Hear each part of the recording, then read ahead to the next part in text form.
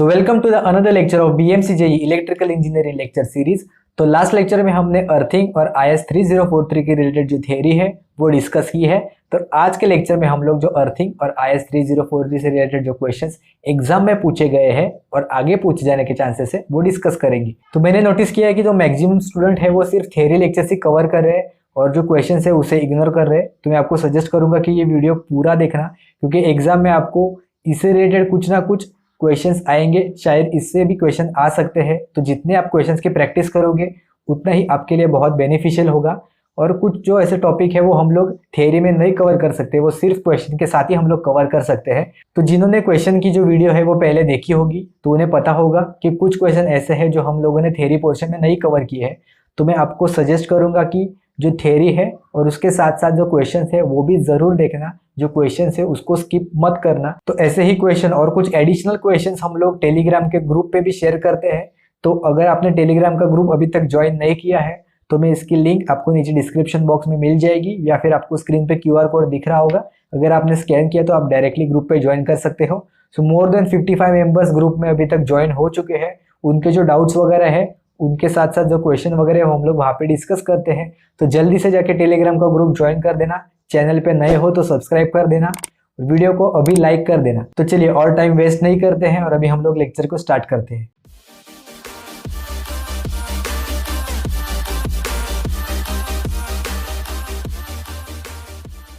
The first question is the basic purpose of the earthing is dash. तो ये question पूछा गया है RVU NL JEE 2020 में। तो ये क्वेश्चन बहुत ही लेटेस्ट क्वेश्चन है। तो हम लोग देख लेते हैं एक एक करके option. To avoid faults, to allow current to flow in circuit, to protect the operator from the electric shock and to stop the current to flow in the circuit. तो अर्थिंग का सबसे मेन पर्पज होता है to avoid the risk of shock. तो इसलिए option C यहाँ पे correct answer होगा, to protect the operator from the electric shock. तो ये ध्यान रखना। नेक्स्ट क्वेश्चन है the size of the earth wire is determined by. तो ये हम लोगों ने डिस्कस किया था, मैंने आपको कहा भी था कि आप नोट डाउन करना। तो ऑप्शंस देख लेते हैं। The atmospheric conditions, the voltage of the service mains, the ampere capacity of the service mains and none of the above. तो जिन्होंने लेक्चर ध्यान से देखा होगा थ्योरी का, उन्हें ये क्वेश्चन का आंसर करेक्ट आया होगा। तो ऑप्शन इसका करेक्ट है option C, the ampere capacity of the service wire. तो ये हम लोग यूज करते हैं to decide the size of the earth wire. The next question is the conductor by means of which the metal body of an equipment or an appliance is connected to the earth is known as dash। तो ये question भी पूछा गया है SSC JEE में year 2014 में। तो options देख लेते हैं। Neutral continuity conductor, earth discontinuity conductor, earth continuity conductor, neutral discontinuity conductor. तो अर्थिंग का मेन पर्पज ये होता है कि एक कंटिन्यूस पाथ प्रोवाइड करना, करंट के लिए जो कोई भी एक्सेस करंट फ्लो होगा उसको एक मिनिमम रेजिस्टेंस वाला पाथ प्रोवाइड करे to flow towards the ground. तो इसलिए जो डिसकंटिन्यूटी वाले ऑप्शन होंगे तो वो तो रॉन्ग ही होंगे। और ये जो अर्थिंग से रिलेटेड है which is connected to the earth, तो इसका ऑब्वियसली करेक्ट आंसर होगा option number C, earth continuity conductor. Discontinuity का तो यहाँ पे कोई सवाल ही नहीं है। और हम लोग अर्थिंग में न्यूट्रल पॉइंट नहीं बल्कि अर्थिंग यानी कि जो अर्थ कंटिन्यूटी कंडक्टर है वो वहाँ पे यूज करते हैं। न्यूट्रल कंटिन्यूटी कंडक्टर या फिर न्यूट्रल डिसकंटिन्यूटी कंडक्टर, ये दोनों रॉन्ग ऑप्शन होंगे। Question number 4 is the earth resistance is a typical domestic wiring is. तो ये भी हम लोगों ने डिस्कस किया था। तो जो अर्थ रेजिस्टेंस का जो वैल्यू होता है इट शुड बी मिनिमम। तो ऑप्शन में जो सबसे कम वैल्यू होगा रेजिस्टेंस का वही करेक्ट ऑप्शन होगा। तो आप अगर देखोगे ऑप्शन में तो less than the 5 ohm is a correct answer. और ये हम लोगों ने थ्योरी में डिस्कस भी किया था कि जो डोमेस्टिक वायरिंग का जो अर्थिंग होता है उसका जो रेजिस्टेंस है it should be less than the 5 ohm. Next question is the acceptable value of the grounding resistance in a domestic application is. तो ये क्वेश्चन पूछा जा चुका है SSC JEE में ईयर 2014 में। तो इसका करेक्ट आंसर होगा 1 ओम, क्योंकि हम लोगों ने देखा था कि जो डोमेस्टिक का जो एप्लीकेशन है वो 1 से 5 ओम के बीच में होता है। तो हम लोग यहाँ पे जो मोर सुटेबल ऑप्शन है वो है 1 ओम। तो ये क्वेश्चन भी पूछा जा चुका है SSC JEE में ईयर 2014 में। The next question is the ground resistance should be. Option A is as low as possible, as high as possible, always zero and none of the above. तो जो earthing का जो resistance है या फिर जो ग्राउंड रेजिस्टेंस है it should be as low as possible. Zero तो आइडियल केस में होता है, तो आइडियली जीरो अचीव करना तो पॉसिबल नहीं है। तो करेक्ट आंसर यानी कि जो प्रैक्टिकल आंसर होगा वो होगा it should be as low as possible. Next question is in earthing salt, charcoal etcetera are mixed with the soil to dash. तो ये क्वेश्चन भी पूछा गया है PSPCL में ईयर 2019 में जेई एग्जाम में ही पूछा गया है। तो हम लोगों ने सॉइल रेजिस्टिविटी के केस में देखा था कि जो सॉल्ट, जो चारकोल वगैरह होता है या फिर जो सॉफ्ट कोक होता है वो हम लोग क्यों यूज करते हैं, तो इसका मेन एम है to decrease the resistivity of the soil. तो ऑप्शन डी यहाँ पे करेक्ट आंसर है। और हम लोगों ने चार्ट में देखा था, साथ साथ में हम लोगों ने एक ग्राफ में भी देखा था कि जैसे सॉल्ट परसेंटेज इंक्रीज होता है वैसे जो रेजिस्टिविटी का वैल्यू है वो कम होते जाता है। यहाँ पे होता है रेजिस्टिविटी इन ओम मीटर, इसका भी क्वेश्चन पूछा जा चुका है कि रेजिस्टिविटी का यूनिट क्या है, तो ओम मीटर उसका यूनिट है। और यहाँ पे होता है परसेंटेज सॉल्ट। तो जितना सॉल्ट परसेंटेज इंक्रीज होते जाएगा उतना जो रेजिस्टिविटी का वैल्यू है वो कम होते जाएगा। Next question is the neutral of the power system may be connected to earth dash directly through a resistor, option C through a reactor and option D any of the above. तो हम लोगों ने जो neutral earthing है उसमें different types discuss किए थे। तो उसमें सबसे पहला था डायरेक्ट अर्थिंग या फिर जो सॉलिड अर्थिंग है उसे हम लोग बोलते हैं। उसके बाद रेजिस्टेंस ग्राउंडिंग, उसके बाद था रिएक्टेंस ग्राउंडिंग। तो इसलिए option A, option B, option C, ये तीनों हम लोग टाइप यूज कर सकते हैं न्यूट्रल अर्थिंग के केस में। इसलिए option D will be the correct answer, any of the above. Next question is the IS code IS 3043 is related with dash. तो ये देखो, ये क्वेश्चन पूछा गया है पुणे मेट्रो जेई 2021 में। तो लास्ट ईयर में ही ये क्वेश्चन पूछा गया है, बहुत ही लेटेस्ट है। तो मैक्सिमम स्टूडेंट को ये पता नहीं होगा कि IS 3043 क्या है, लेकिन हमारे जो BMC जेई का जो सिलेबस है उसमें ये मेंशन है कि IS 3043 से क्वेश्चन आ सकते हैं। तो अगर आपने क्वेश्चन गलत किया होगा पुणे मेट्रो में, तो अब से आगे कोई भी एग्जाम आया तो उसमें करेक्ट आंसर लिख लेना। तो इसका करेक्ट आंसर है इलेक्ट्रिकल इक्विपमेंट अर्थिंग। तो जो IS 3043 है वो हम लोग अर्थिंग के लिए यूज करते हैं, जिसका जो रूल्स एंड रेगुलेशंस है अर्थिंग से रिलेटेड वो ये IS कोर्स में दिया गया है, IS 3043। Next question is the grounding of substation provides dash. तो ऑप्शंस देख लेते हैं। The grounding connection for the system neutral, yes. Then the discharge path for the surge arresters, ये भी करेक्ट है क्योंकि जो सर्ज अरेस्टर है वो हम लोग लाइन एंड अर्थ के बीच में कनेक्ट कर देते हैं, तो वहाँ पे अर्थिंग का रोल भी होता है या फिर ग्राउंडिंग का रोल होता है। Then the safety of the operating personnel, तो हम लोगों ने ये भी डिस्कस किया था कि शॉक से प्रोटेक्शन प्रोवाइड करता है जो ग्राउंडिंग सिस्टम होती है वो। तो इसलिए option D is a correct answer, the grounding of the substation provide all of the above.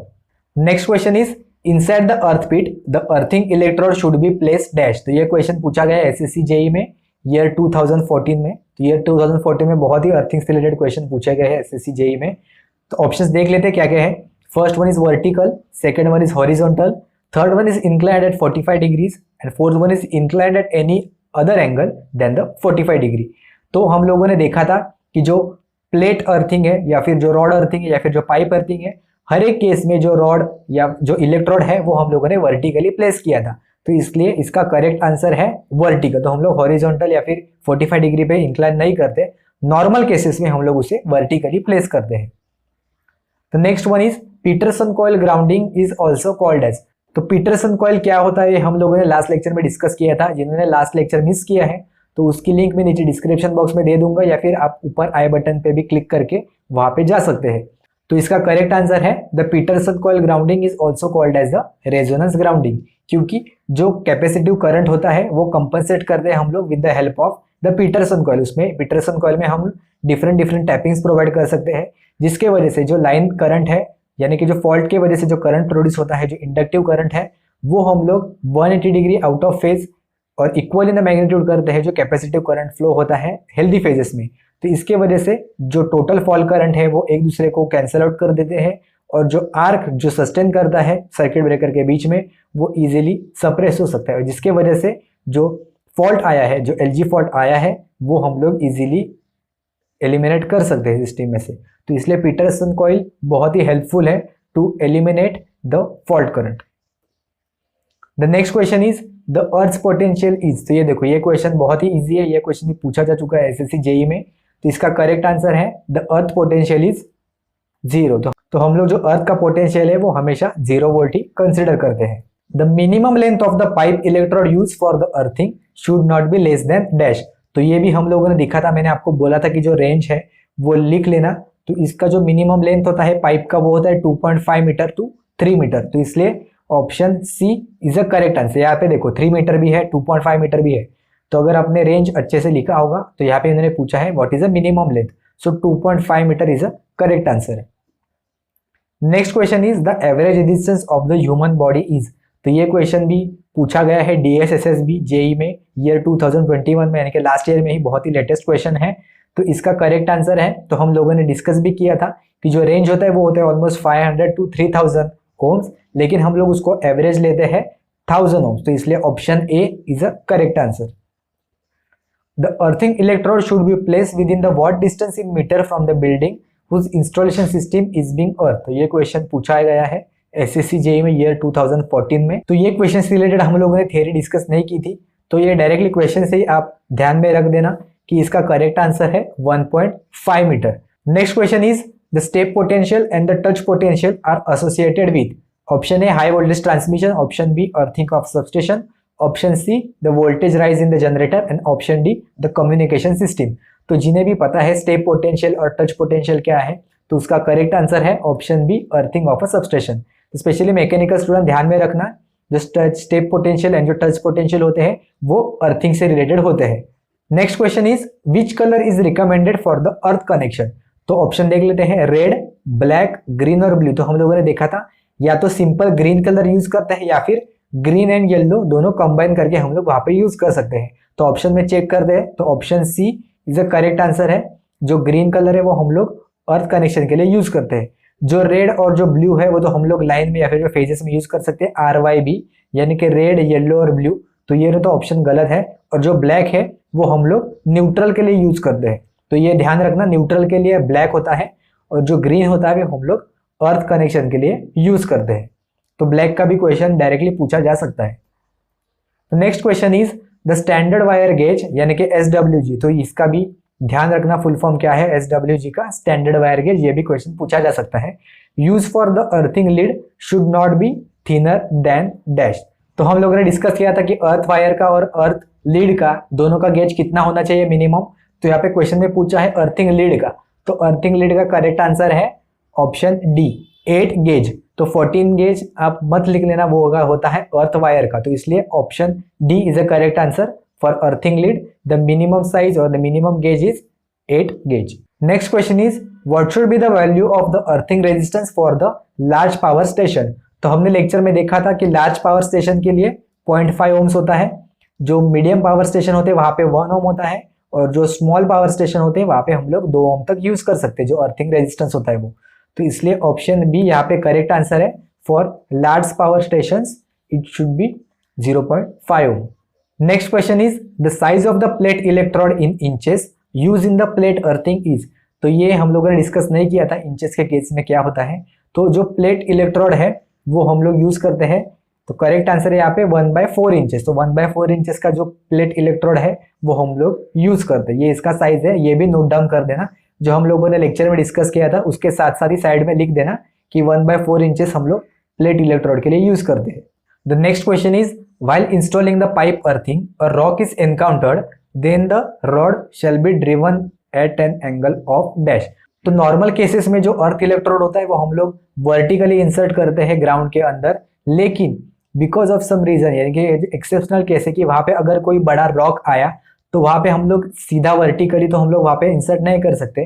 तो वो पर्टिकुलर केस में हम लोग 45 डिग्री उसको बेंड करके वहां पे इंसर्ट कर सकते हैं जो अर्थ इलेक्ट्रोड होता है। लेकिन 90% यानी कि मैक्सिमम केसेस में हम लोग जो कोई भी पॉसिबल कंडीशन है वहां पे हम लोग वर्टिकली ही प्लेस करेंगे। अगर कुछ चीजों की वजह से, जैसे कि अगर रॉक वगैरह आया तो वहां पे हम लोग 45 डिग्री इंक्लाइन करके भी वहां पे इंसर्ट कर सकते हैं, लेकिन तो जो एंगल है वो 30 डिग्री से कम नहीं होना चाहिए, नहीं तो उसका इफेक्टिवली वो काम नहीं करेगा। तो मैक्सिमम हम लोग वर्टिकली प्लेस करेंगे। अगर कुछ एक्सेप्शनल केस हुआ तो वहां पे हम लोग 45 डिग्रीज करेंगे, लेकिन not less than the 30 degrees. Next question is the earth wire and the earth electrode is made up of. तो option A is different material, option B is same material, option C is low and high resistance material and option D is any of the above. तो जो earth wire और जो अर्थ electrode होता है वो हम लोग सेम मटेरियल से भी यूज करते हैं, लेकिन उसका जो साइज है, उसका जो थिकनेस वगैरह है, उसका जो लेंथ है जो उसका गेज है वो हम लोग डिफरेंट डिफरेंट यूज कर सकते हैं, लेकिन जो मटेरियल है वो दोनों हम लोग सेम यूज करते हैं मैक्सिमम केसेस के, तो इसलिए option B is a correct answer. Now the next question is what type of the earthing is found in the 11 kV substation. तो ये भी हम लोगों ने डिस्कस नहीं किया था, कितने केवी के लिए क्या यूज होता है, तो आप ये नोट डाउन करके लेना।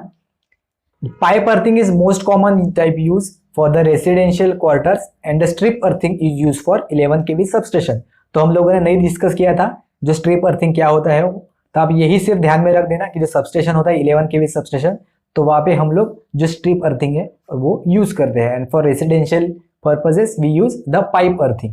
Last question of the lecture is on which of the following factors does soil resistance depend. तो ऑप्शंस देख लेते हैं। The depth of the electrode, second one is moisture, third one is NaCl यानी कि जो common salt है वो, and option D is all of the above. तो हम लोगों ने देखा था कि जो सॉइल की जो रेजिस्टिविटी है वो डेप्थ ऑफ द इलेक्ट्रोड पे भी डिपेंड करती है, मॉइस्चर पे भी डिपेंड करती है, और जो सॉल्ट है उसके वजह से भी जो चेंज है वो होता है सॉइल रेजिस्टिविटी में।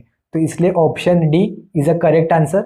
The soil resistivity depends on the all of the above. तो यहाँ पे हमारे जो टोटल 25 क्वेश्चन है वो कंप्लीट हो गए हैं अर्थिंग और IS 3043 से रिलेटेड। आपको कुछ भी डाउट है तो हमें कमेंट्स में जरूर बताना, और हमारा टेलीग्राम का जो ग्रुप है वो ज्वाइन कर लेना, और इससे जो रिलेटेड जो क्वेश्चंस है वो हम लोग वहाँ पे पोस्ट करते हैं, तो डेली पोस्ट करेंगे, तो इससे आपकी और भी प्रैक्टिस हो जाएगी, और जो वहाँ के जो क्वेश्चंस है वो भी आप अपने नोट्स में लिख लेना।